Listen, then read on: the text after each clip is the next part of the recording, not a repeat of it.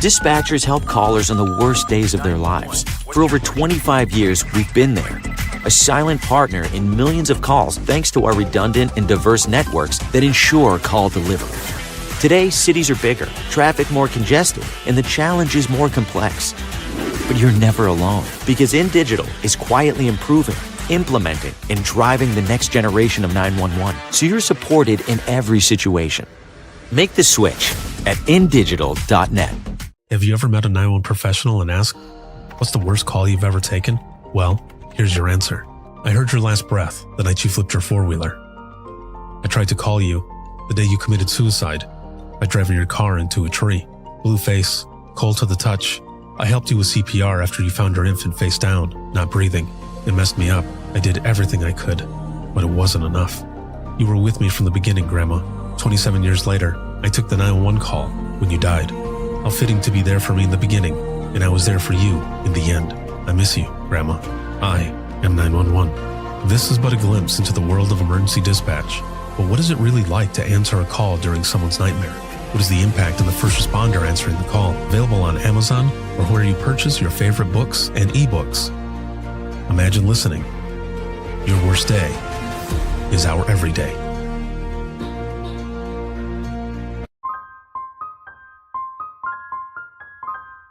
This is Jordan, and you're listening to the Code 7 Podcast Network.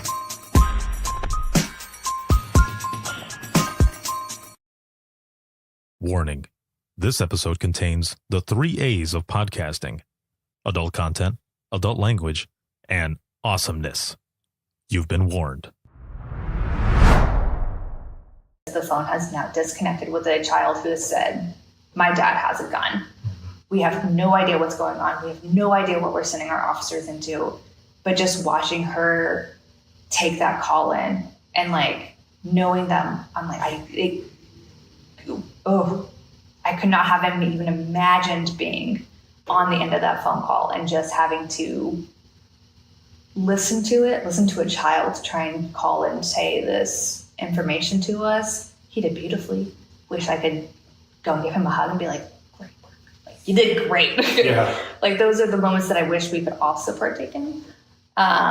Thankfully, the officers made the scene. One of our policies is like, when there's anything relevant with a gun, we close our channel and we move anything that's not emergency, any traffic, to a totally different channel. So these officers have this channel. And this is my first instance where there's like a gun involved.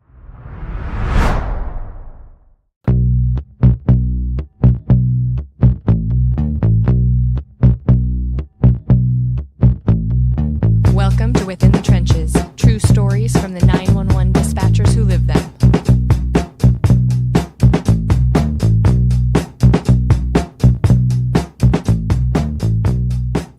Hey, what's going on? This is Ricardo with the Code 7 Podcast Network, and this is Within the Trenches, true stories from the 911 dispatchers who live them. This episode is sponsored by InDigital, a leader Next Gen Core Services, and a big shout out to subscribers. As always, thank you for everything, but especially all of you who are watching, listening, supporting, and sharing. I appreciate you more than you know. I'm in Texas this week.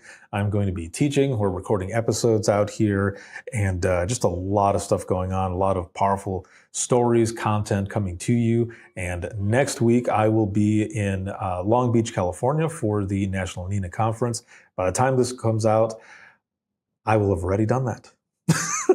and a bunch of other stuff will have come out, possibly a big announcement as well. So I guess we'll see what happens. But I am here with my next guest, and her name is Hayleigh. She's a 911 professional with NWECC out of Texas. How's it going? Good. Busy. Keeping busy. That is good. Keeping busy is always good. Yes. I'm the same way. I dread when retirement comes up because I don't know what I'm going to do. Like my dad has retired. However, he's gone back to work. It was supposed to be part-time. Yep. And it's turned into full-time. I'm like, you can't do that. Because it's like the amount of taxes that are going to come out now because you're working, and you're collecting money, like this is not going to work. Yeah. But his thing was, he was losing his mind but because he was just at home, just chilling, Mhm. and he doesn't know how to just relax. And so I dread that because I'm kind of the same way. But his theory, his thought was, if he slows down, his mind is going to slow down as well. And I think in a way that's Yeah. kind of true, so he just is trying to stay active. Yeah. But I keep telling him, it's like, you have to at least keep it part-time. Yeah. Because just the money alone and the way the IRS is, like, you don't want that stress, 100%. Yeah, Yeah. there's all of that comes out. So I dread when I finally get to that point and Yeah. how that's going to work out. So keeping busy is good. No, absolutely. Absolutely agree. So I'm excited to be here with you and learn more about your story. You just are clearing that 1 year in dispatch. But I want to go back in time to a year ago. How did you get involved in public safety to begin with?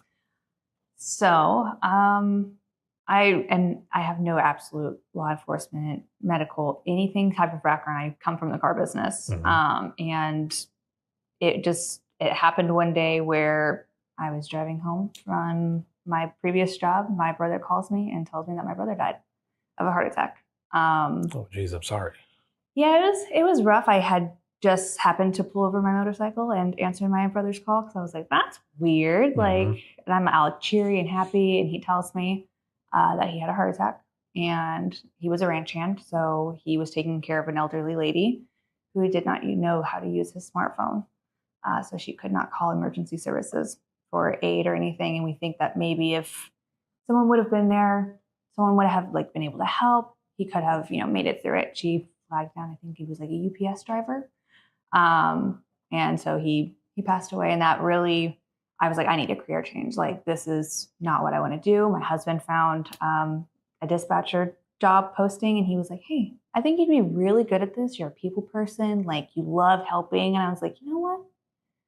I think you're right. Let me go ahead and try that. And here I am. Oh, wow. Yeah. I don't know this for sure, but maybe in the back of your mind, there was a little bit of kind of that motivation as well going into this profession to be able to help save lives because of that experience. 100%. So your husband ends up finding this. Yeah. Well done, husband. And and you look at it, and like you said, you don't have any experience or anything. None. But did you have any experience, let's just say TV or movies?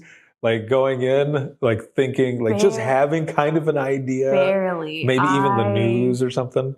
There was barely anything. I tend to stay a little bit more away from the news, especially just how everything goes in the world lately. It's a lot of negativity. So I try limiting myself on that one. Obviously, I want to stay in the knowledge of everything and how things are changing and people are proceeding. But it really... It's always been pretty much in the back of my mind that I'm a helping person. Friends can call me for anything. I'll drop and drive 13 hours if you need me to. Yeah. And so it was very much an awakening of it's not going to be like the show 911, right? It can't be that bad. And I mean, it's as much as it's not like the TV show whatsoever, there are the days where it's this is a rough call. Okay, let's proceed. Let's go for it. But luckily, there's a lot of people around that help. You have support. You have people who you can talk to. So I had no idea what I was getting into. It was very out of the normal kind of thinking going into it. So I'm glad it's been what it is. I also didn't know that there was multiple agencies with this. Oh. I thought it was just going to be Lake Worth. So that was an opening for me as well, learning we had 3 at that time, which I was like, how do you do it? I don't understand. So, yeah. Did you get a chance to do a sit-along at all? Or was your first day like walking in, that was the first time you saw everything? That was my first time. Oh, no way. Yep. I came in and I did my interview actually on my birthday. I got fingerprinted on my birthday and I was talking to our marshal and I was like, this is weird. And he was like, what? And I was like, I'm being fingerprinted on my birthday and I don't think that's ever happened to me. So it's just a little weird. He goes, oh, well, at least you're being fingerprinted for a good thing and not, being in jail. And Yes, I said, oh, very true. okay, yeah, no, you're right. 100%. Yes. So I saw maybe a very small portion of the dispatch center, but I didn't get to, and that was just because I was working. I was a newer mom. So like having that time of like being able to come up here and sit and to listen, I just didn't have the time. And I wish I would have. Did I wish I would have? Absolutely. So, okay, so here's a question for you then. Mm-hmm. Walking in that day, seeing everything for the first time, for those who are watching and listening, what is it that you're seeing? Is it multiple people there? Are there multiple screens? Are people on the phone, talking on the radio, yelling stuff over? Are they eating at the same time? Like, what is it that you're seeing? But also, how are you feeling at that moment? Are you overwhelmed at all? Oh, I was extremely overwhelmed. So overwhelmed that I showed up an hour earlier than when they told me to show up. Because I was well done. Way to be. I was like, I don't know where I'm going. I don't know what I'm doing. What's happening? Like, thankfully, I came in. They told me an hour after our day shift, people had come in. So thankfully, like, they were like, oh, yeah, no, we've been expecting you. Like, come on in.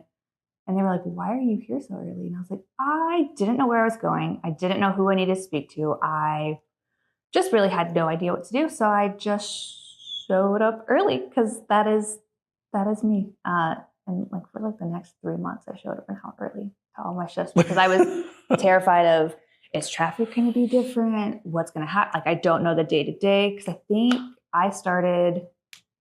my first shift was Memorial Day. It was on Memorial Day. So that weekend, I walked in. What a way to start. First shift. I walked in, there's 2 people on the constables, and I was just like, it's dark in here. Why is it dark in here? We never turn the lights on. It's very, very seldom, and the people who get it. Those lights are absolutely killer. So you're sitting there for 12 hours and just getting down on you. So it makes sense. Walking into darkness and kind of like was just understanding what everything was. And they started talking on radio and I was like, what is happening? Like, what is going on? What is all this information? Oh my gosh. So like, I would say like the first couple of days really weren't me still even listening to people on the phone, calling radios or anything. It was just signing into all of my stuff, making sure that everything worked and then I could log into everything and then doing extra paperwork that I needed to do. But for sure that first sitting down and like looking at how everything goes, you forget when like sometimes you're a trainer, you got to slow down a little bit. Yeah. So like watching what they're doing and then you have multiple screens. I've only had to ever deal with 2 screens. So now I'm working with 6. And I'm like, where is the noise coming from? What is happening? And I'm like trying to follow. And I'm like, I left that day and I was like, I don't think my brain retained absolutely anything. That was the most overwhelming experience of my life. And which is why I definitely wish I would have, come in, sat for even a couple hours, done a write-up before, like anything like that. Because not having experience, it really unlocks the brain. Threw you right in. Absolutely. So it was, a lot. Yes. Yeah. Those, and I definitely understand the lights because I worked midnight shift all the time. And that's the way we did it. We turned all the lights off. It was just the glow of the screens in our faces. And there would be, a few times throughout the night where officers would come and visit us either to get something entered into, the system or whichever, just to come and say hello, have a cup of coffee with us or something.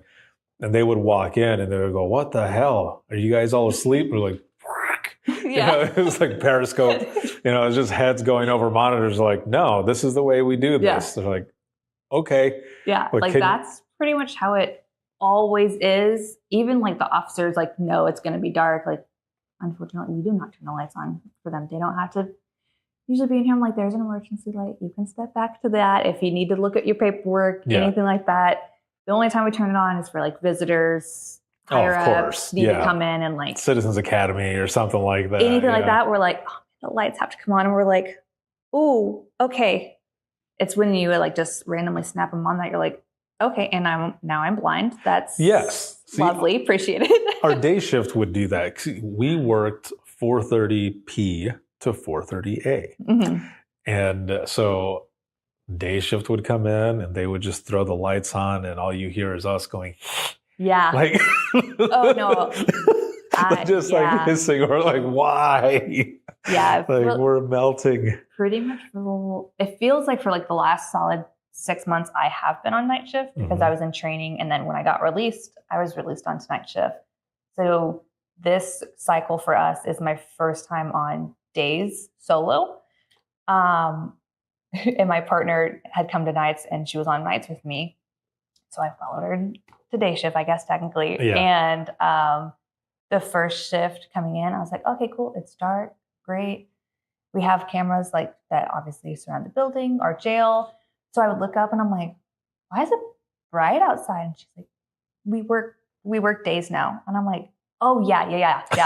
It's supposed to be bright out. And then we would walk outside and I'm like, oh, ooh, there's the sun. That's what happens when the sun's out. Got it. It's interesting when you're in this profession Yes. or something similar that you lose that sense of time, Mhm. but also everything starts meshing together.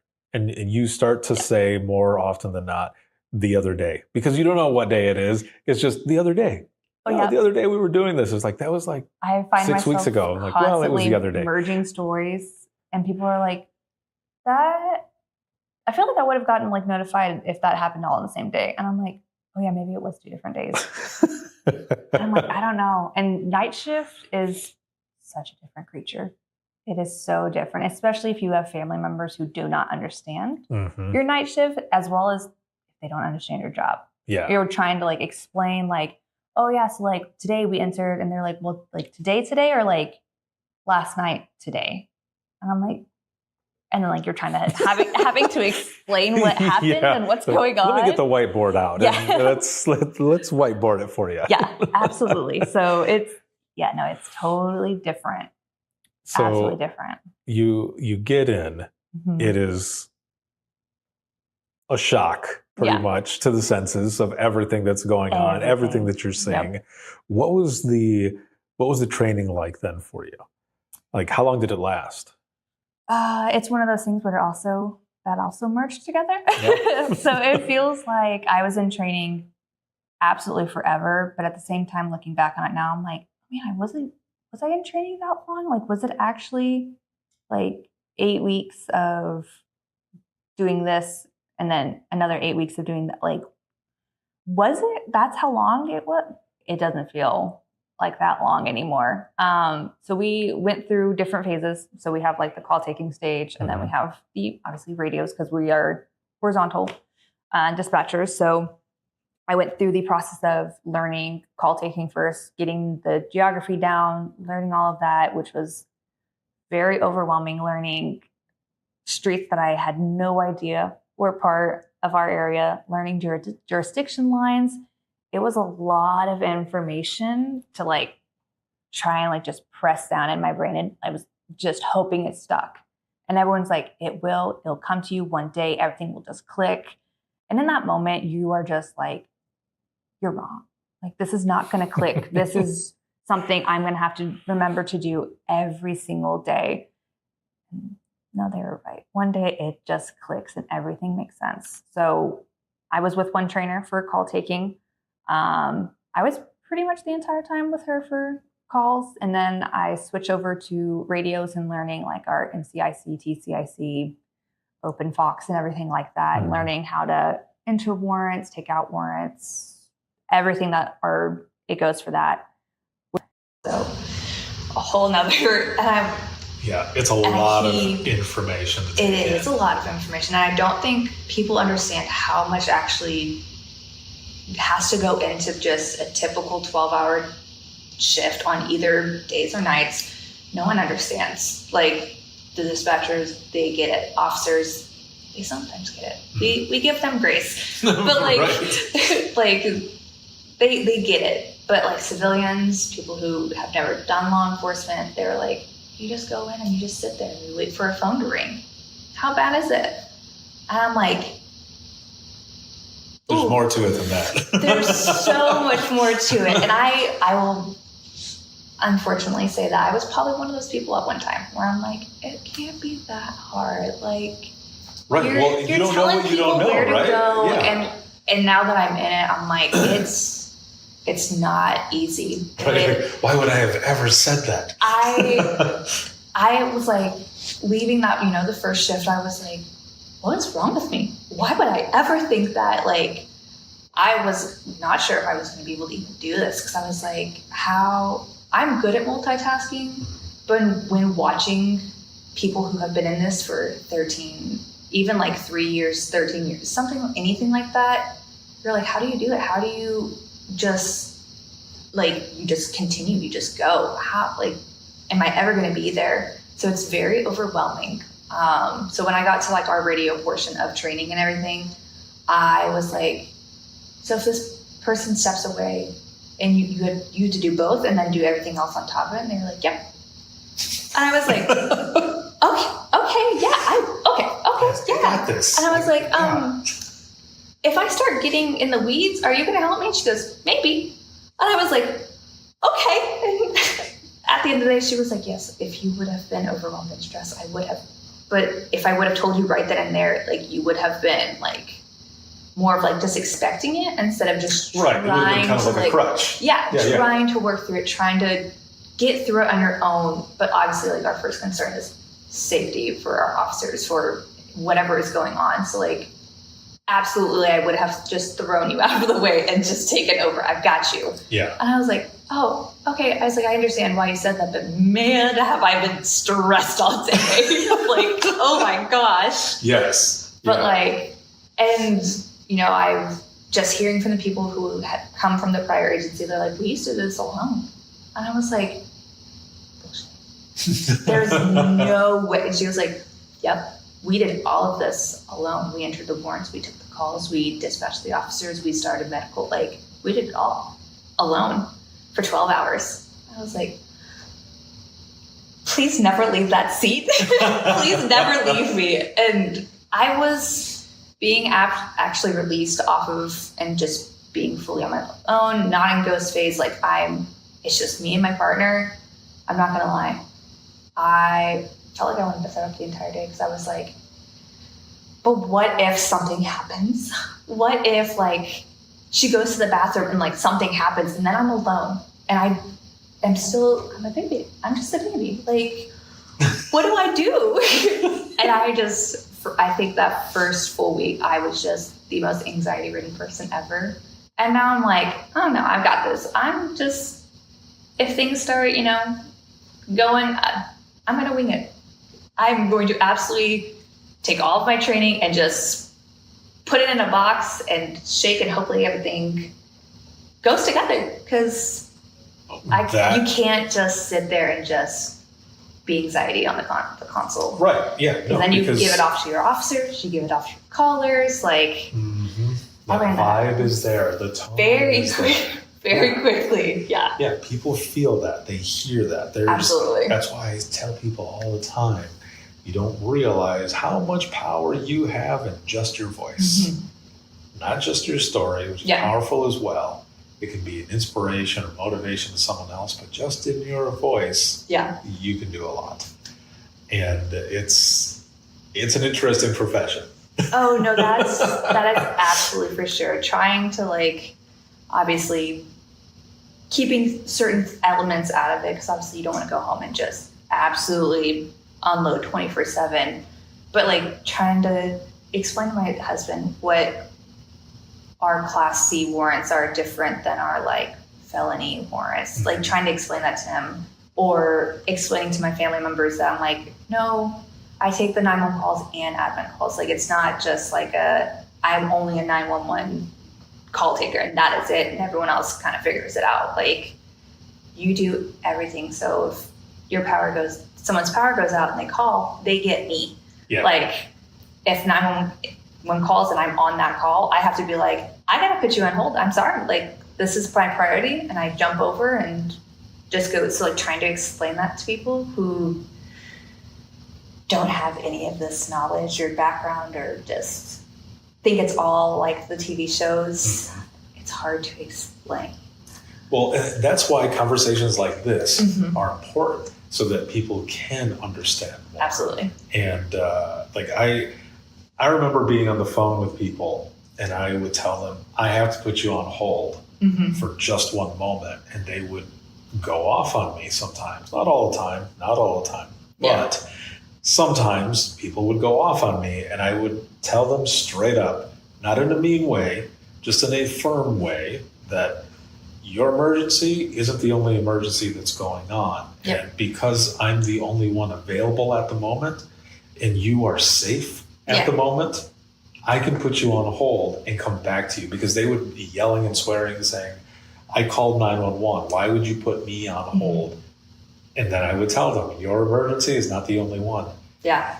And then I take the next call, and maybe that one is a CPR call. But I would say to people as well, because they would ask me, what is it like being in there? And I would tell them, well, think about it this way. I've got a phone call that has come in on 911 that is an injury accident, and I've got people heading out there, but because I'm the only one who's available, I have to put that person on hold who called for their accident to get the next one.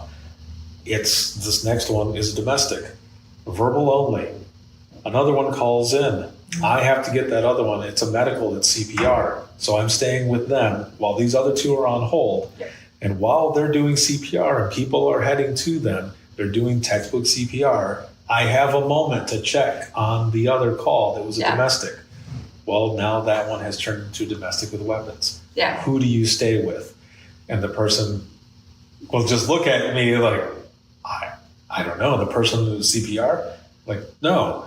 Help is already going there. They're doing what they're supposed to be doing. This is now an active, this is a weapon, this is in progress. You stay with the domestic. And they're like, I would have never thought, like, why, this and that. It's like, that's what we do. We have to triage. And we have to choose what is going on. They sit there and they're like, well, let me think.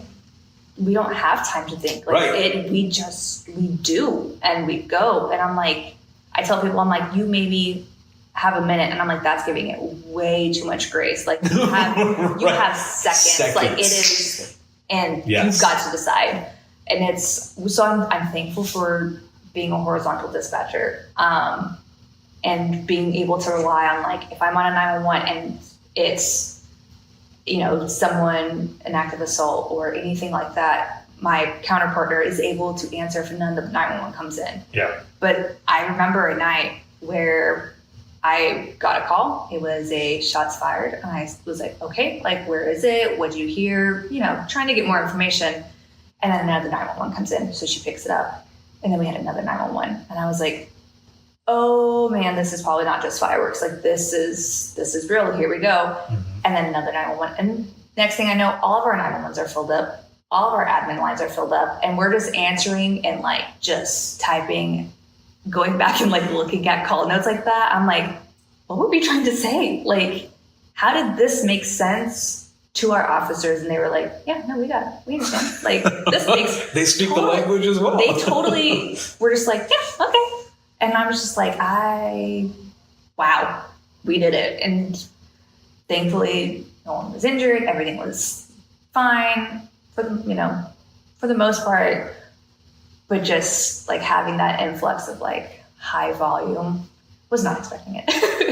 And then of course, like the 911's rolled over and they jumped to the next agency. And so they're transferring it. So it's just, have I talked to you yet? Yes. Okay. I'm so sorry. I gotta get a new call. Like, right. Yeah. Going forward. Gotta go to the next one. Go to the next one.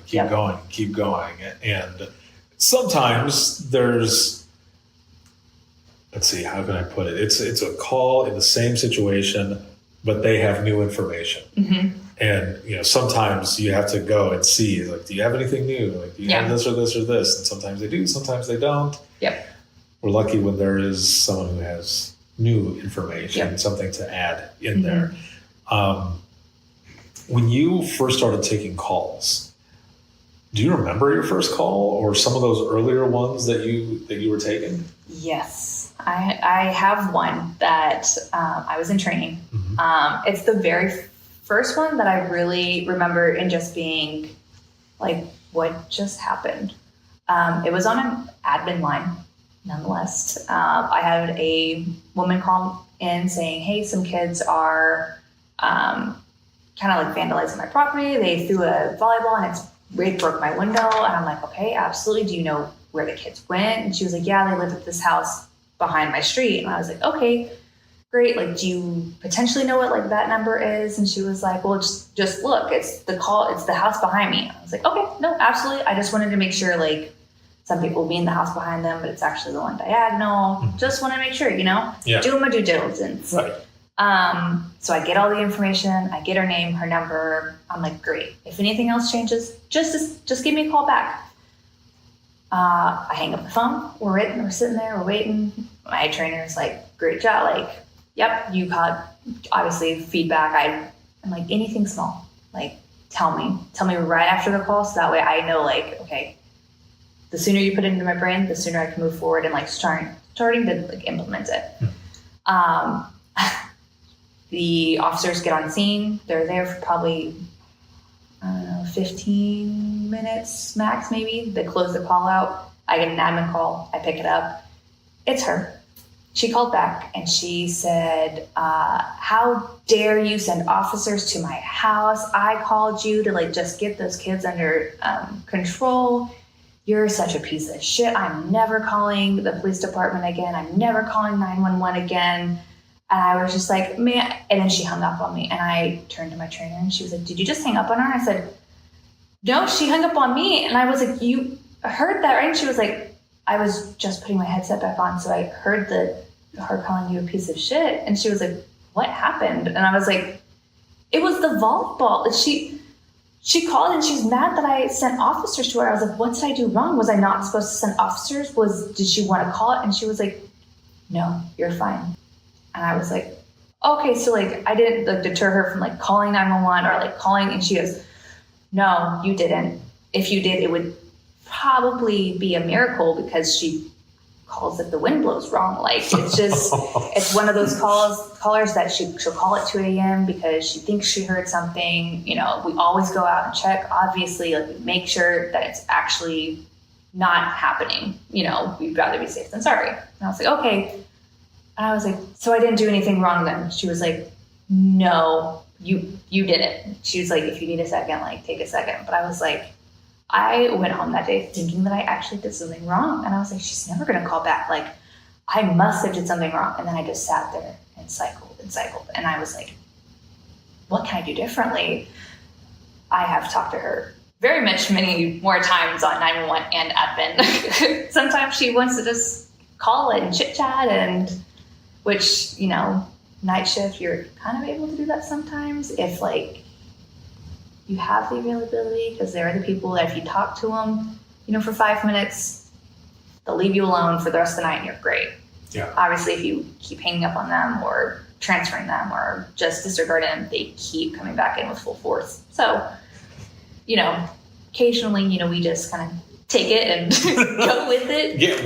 What else can we do? But I remember that, and I just was like, I thought I did something wrong, and I convinced myself, absolutely without a doubt, that I was like, I did something wrong. She's never going to call 911 again.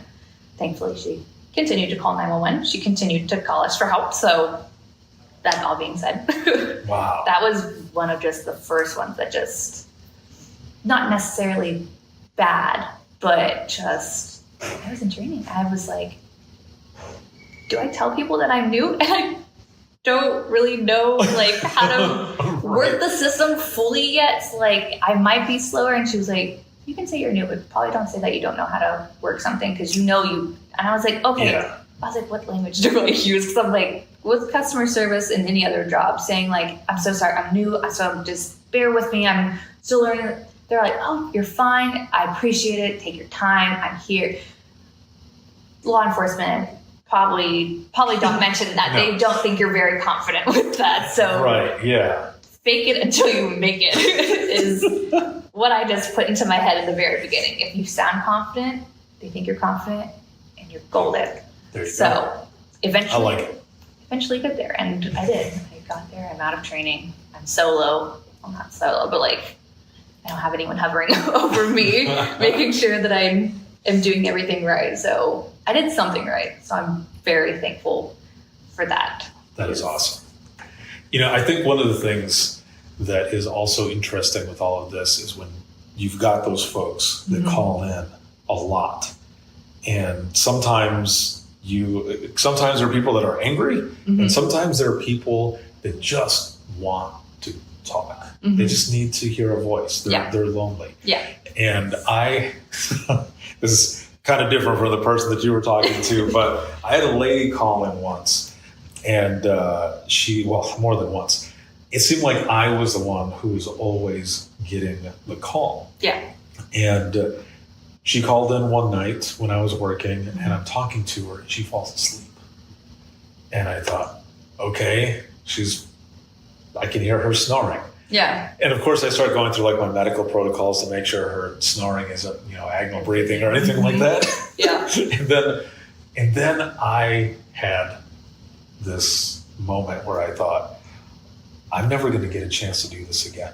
And hopefully you've heard this song so that you know what I'm talking about. Yeah. But I end up taking the chance. Because again, when am I ever going to get a chance in real life to do this? So I end up saying to her, Annie, are you okay? Are you okay, Annie? And okay, good. I'm glad you know what song I'm talking about. No, 100%. Immediately the tune starts playing in my head. I have technically it's quicker than that, but... Yeah. And my coworkers are like, what are you doing? And I was like, hold on. And, just act natural. Yes, act natural, please, because I don't want to start laughing. And of course, because everything is recorded too. Yeah. And she ends up waking up and she's like, oh, I'm so sorry. I fell asleep. I should probably go ahead and hang up and let you go and go to bed. And I just said, it's all right. Just wanted to make sure you were okay. Annie. Yeah. And she hangs up and I stand up and I go like this to my partners. I was like, what? Everyone did not clap for you, I'd be highly disappointed. Oh, yeah. Everyone should have just standing ovation. Like, it was awesome. The chances that you get to slip in some funny, like, things to make your night go better, and, like, the people that you get calls from that are understanding, they're like, I'm so sorry for calling you. Like, I think this is an emergency. And, like, you're like, okay, well, you're calling on an admin line. So, like, definitely, let's find out if this is actually an emergency. And turns out it actually is. And I'm like, okay, like next time maybe one of those, because admin lines, as people know, if you transfer them to medical, at least with us, with our agency, you have to disconnect, or the call won't go through. They won't be able to hear the caller. So then you transfer and you hang up and you're okay. Now what do I do? Because we only do police. We don't do fire. We don't do medical. So we don't get to know and like see the same call notes, as everything. So you just hang up, and then sometimes you don't hear from them, and you're like, well, did they need police to go? Should I call them? Like, what's going on? Like, you never get to find out that ending, if they're okay, what they needed. Like, hopefully everything turns out fine, but sometimes those are the ones that stick with you, and you sit there wondering, like, I guess I will never know. For sure, yeah. Yep. When I was I left dispatch to go to the private side of 911 in 2013.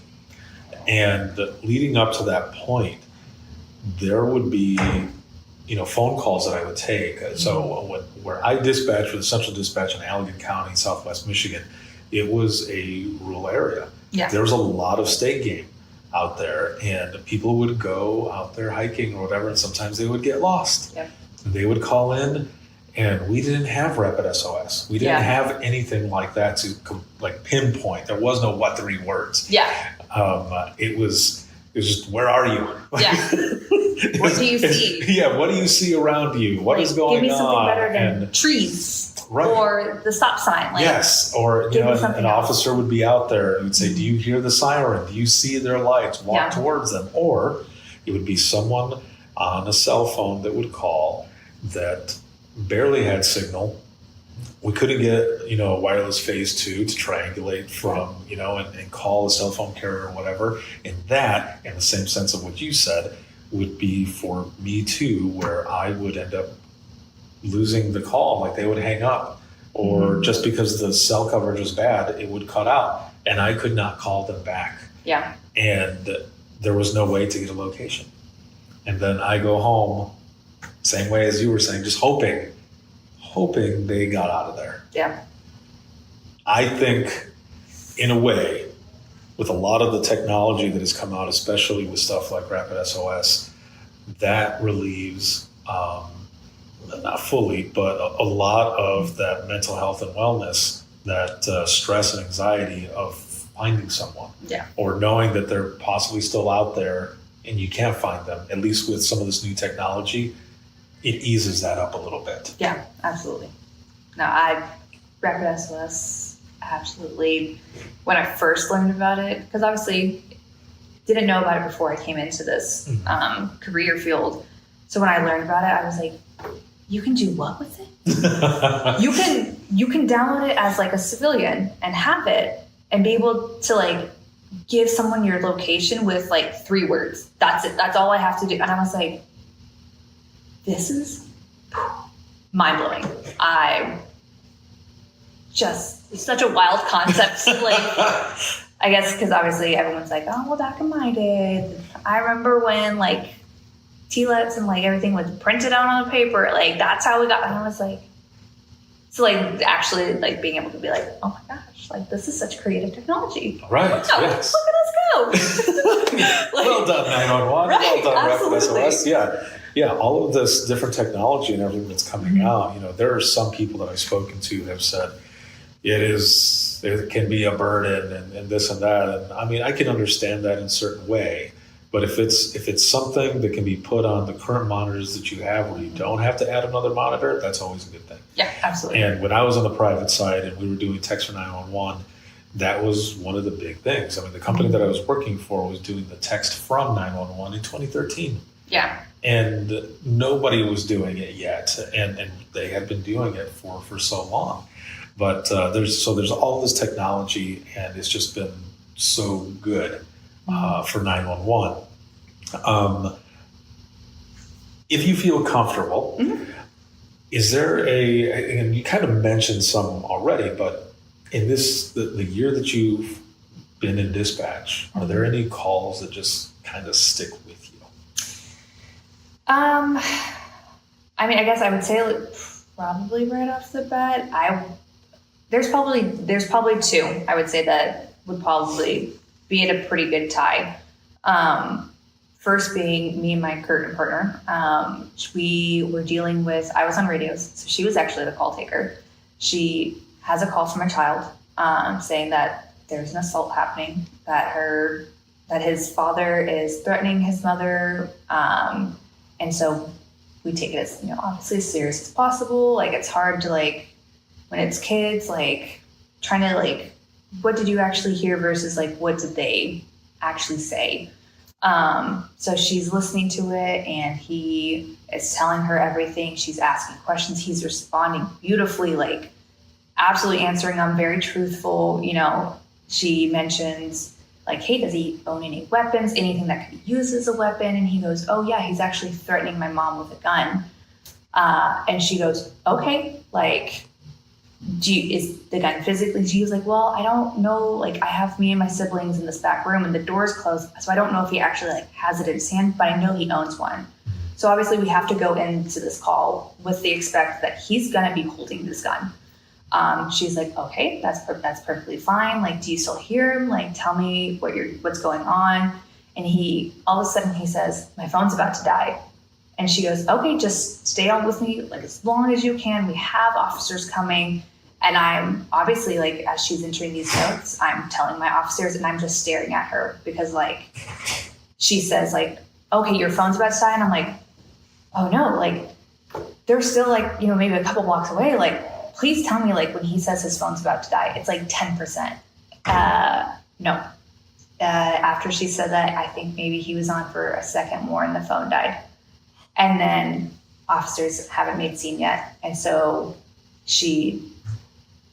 hopefully she doesn't mind me obviously saying this. She yells and obviously throws the F word because the phone has now disconnected with a child who has said, my dad has a gun. We have no idea what's going on. We have no idea what we're sending our officers into. But just watching her take that call in and like knowing them, I'm like, I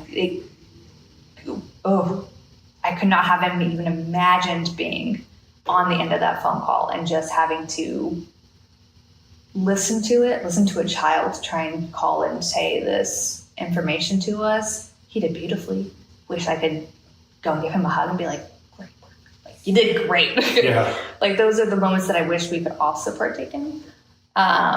Thankfully, the officers made scene. One of our policies is like, when there's anything relevant with a gun, we close our channel and we move anything that's not emergency, any traffic, to a totally different channel. So these officers have this channel. And this is my first instance where there's like a gun involved. So I'm like, I don't know what to expect. My heart's starting to race. I am like, okay, like last known, he was in this room, like trying to like just go through all the information that I've already said probably a couple of times, because, you know, you have 2 units responding at once and then they hear one thing, so then you have 3. So like trying to make sure all these officers were actually listening to me and like I've been given this information.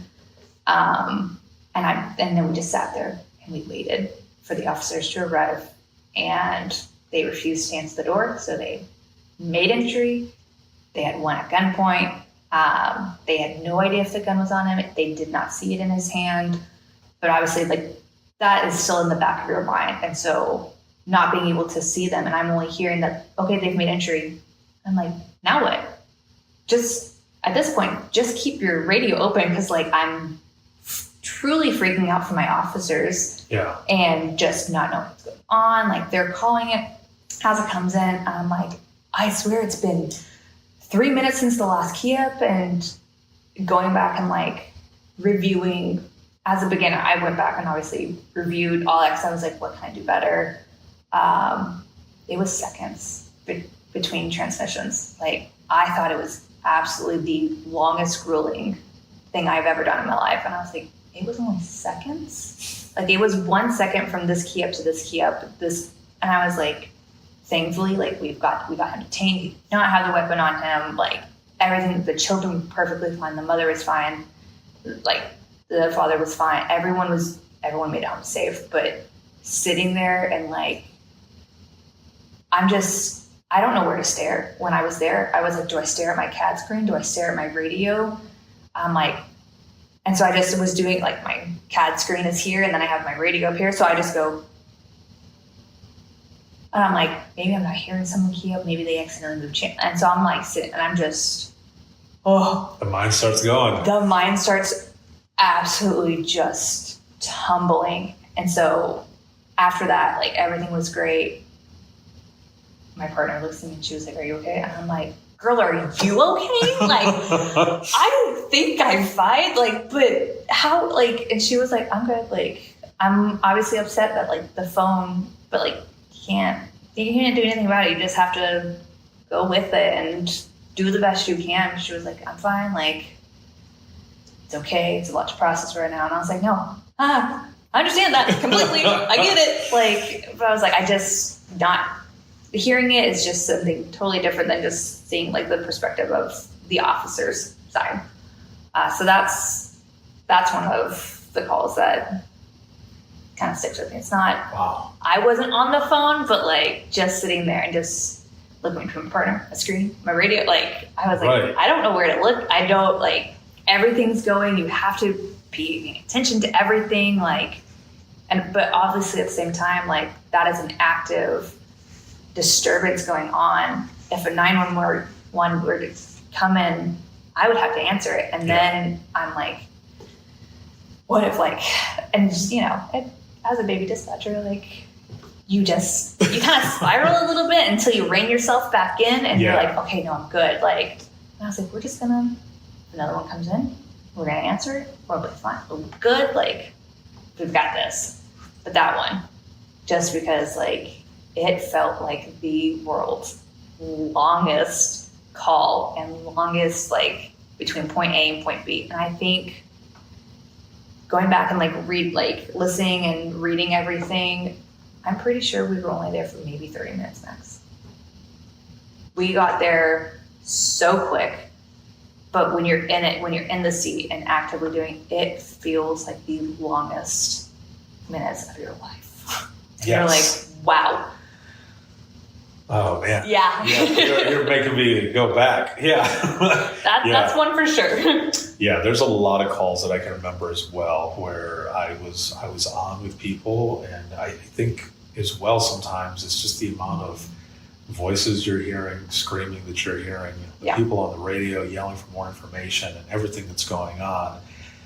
And you just want them to get there in the back of your mind. You're like, oh, just please get there. This is crazy what's going on. Yeah.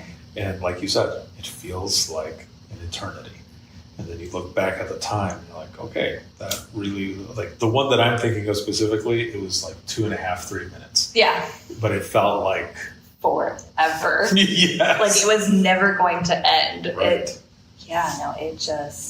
It's wild when you're in the seat and things are going on. My second, I guess, one, if you're okay with me sharing it, of course, was an admin call. She goes, hey, I want to do a welfare concern. I'm like, okay, absolutely. Where are we going? Who are we checking on? Give me as much information as you can. Do they have any medical conditions? Are they known to have a certain vehicle there? And it's an apartment. So I was like, okay, you'll be surprised how many members of your family are like, oh yeah, I want to check on them, but like, I don't know their apartment number. And so I'm like, okay, so like, we're sure like this is like the apartment, not like, and she was like, yeah, no, I'm standing outside of it right now. Like their phones are pinging here. I haven't talked to them since last night at 8 p.m. Like my sons didn't show up for work. So I just want to know everyone's okay. And I was like, okay, no, absolutely. Like maybe, I don't know, plans change, whatever. So I'm like getting all the information down. I'm asking the questions. I'm like, do you know them to have any weapons inside the house? She was like, no, like, I don't think so. And I always like imagine, unfortunately, now that I've taken so many classes that I have, if someone asks me if like, hey, do they have any weapons? Anything is a weapon. Absolutely anything. So like, yeah, probably. Like it might not be a firearm. It might not be a knife, but like probably kitchen knives can be used. Like just everything. So like my mind is always like, well, maybe, things went this way. So I'm like just kind of cycling in my head and I'm talking to her and I'm like, okay, do they have any medical conditions? She's like, no. And I was like, okay, do they drink? Do they participate in any drugs? And she was like, well, and I'm like, just be completely honest with me. Because if something is going on, we need to know because something could be wrong. Like, I'm not trying to scare you, but I just need you to be honest with me. And she was like, well, okay, yeah, they do drink. And I'm like, okay, that's perfectly fine. Like, as long as they're of legal age, like, officers, we don't care about that as much. Right. But I was like, are they known to do any drugs, anything like that? And she was like, well, yeah. I was like, okay. Do you know what kind of drugs? And she was like, well, I'm not sure. And I'm like, okay, potentially weed. Is it something potentially more than that? She was like, yeah, I would say weed. And I'm like, okay, that's fine. My officers get there. No one's answering the door. No one's answering their phones. One phone we think died because it showed like he was at that location like 30 minutes ago, something like that. So it wasn't updating. But the other one was showing to be there. So they tried calling other people, trying to get entry to the maintenance. Like maintenance comes, like they finally get access and entry. Of course, like we secure the location. So my officers take the mom who called me, and I think she had her nephew there or someone else there with her, away just to get some more information, things like that. The officers make scene, and one of them is deceased, and the other one is currently overdosing. And so, like, I had already hung up with her because obviously my officer on scene, great, but I'm like sitting there and I'm like reading the notes, and I'm like, wait, like, no, like they weren't supposed to be that way. Like, they were supposed to be fine. They were supposed to have like overslept or something. Like, so it's weird being the person to take that call and then, Right. you know, I have no idea if, sorry. No, you're okay. You're okay. No idea if the other guy survived, because he's transported to the hospital, and then that is it. I think that's one of the hardest things in this profession is the closure. That we don't always get that closure. Mm-hmm. Hopefully, throughout your career, you will end up getting that gift of closure, because it definitely helps with calls like this. And, you know, did you have to call that person back or anything? Nope, not for anything. Pretty much after our initial phone call, the officers do any of the follow-ups, they do any of the callbacks to like get statements or anything like that. Sometimes notes get updated, but for the most part, if there's nothing to update, it ends right there. That's all we get. And obviously, like, privacy and respect. So it's not like, not saying that people don't do it, but if people don't look on Facebook and like they look online for things, and like, I think I've finally just convinced myself that I'm like, he's living, he's great, he made it.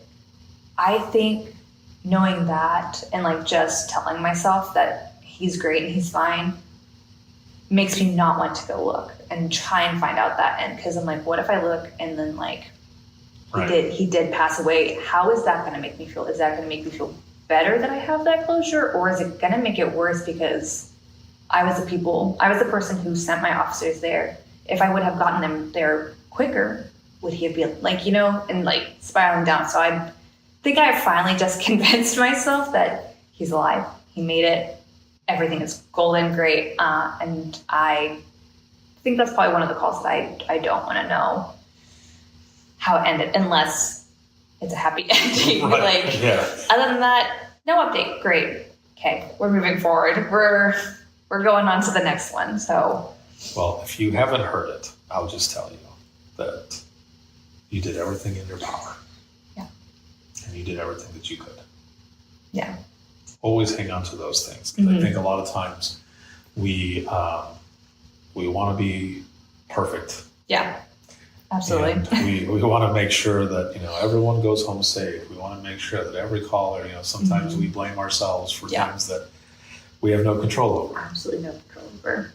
And I'm thankful for, I also sometimes think like how people who do vertical dispatching, how they do it alone. Like, I'm so thankful to have my partner and being able to like absolutely just unload on her on any of these calls, any of these radios, any time of day. I pretty much can call her and be like, I'm like, hey, this is actually kind of affecting me now. It wasn't before. And we'll sit there and we'll just talk. Absolutely. It might be about what happened. It might be about what time of day it currently is. Like, absolutely, just, it's really great to have the people who are supportive and are actually there to help you with every intent. And understand. Yeah. It's like in a way of like, hey, I'm going to help you because I don't want you to quit. Like, actually, like, hey, I want you to be okay. Like, I want your mental health to be good and active and sharp. Like, anything you need, you let us know. So it's nice to have a company that actually cares. Because I also know that there are plenty that aren't the same way. They just don't have the resources. They don't have the funds. They've, you know, so I'm truly blessed in that aspect. That's awesome. I love that. I love that you have the support and that you shared those stories as well. Thank you. Because I know that there will be someone out there listening who's feeling alone, who's gone through something similar, and just hearing your story will help them not feel alone. So thank you for that. Absolutely. It has been awesome to have you on here and talk and chat and learn more about you and your perspective on the profession as a whole. I have one last question for you. Okay. And it's a question that was not in this list. Okay. I figured this was going to happen. Great. Love it. Yes. but it's an easy one. Mm-hmm. So you surpassed that year mark. Mm-hmm.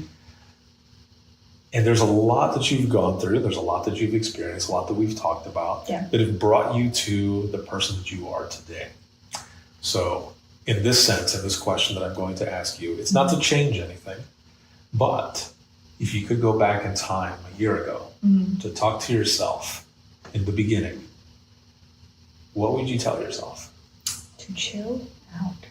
Yeah. Yes, because when I first started this, the background process, not knowing law enforcement, takes forever. Mm-hmm. I had no idea.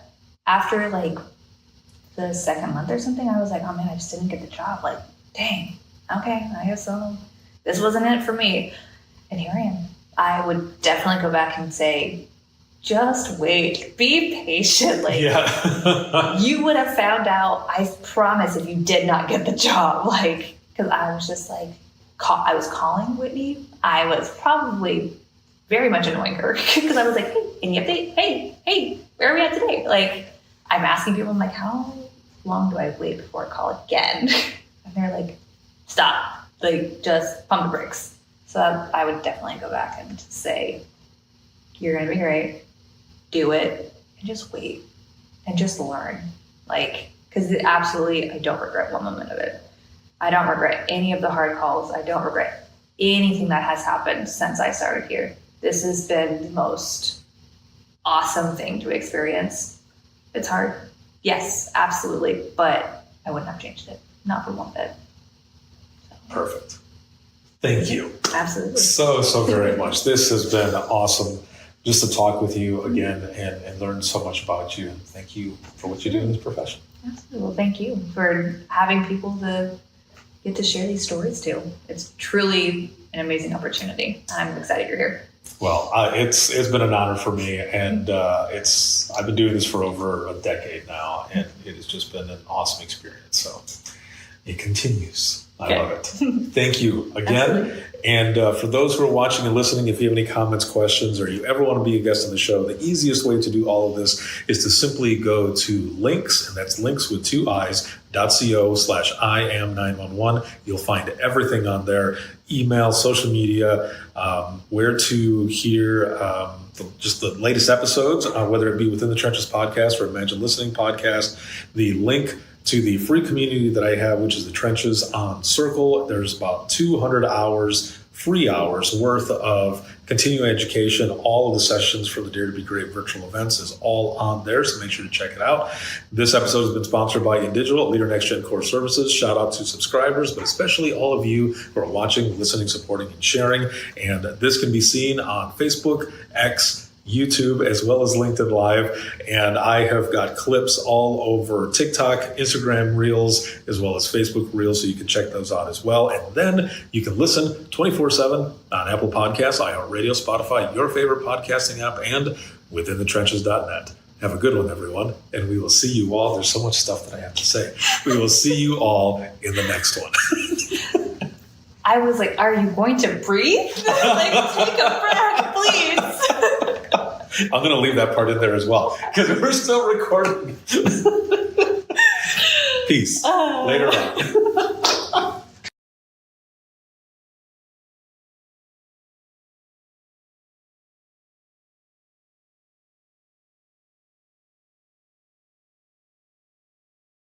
Imagine listening to someone's worst day every single day.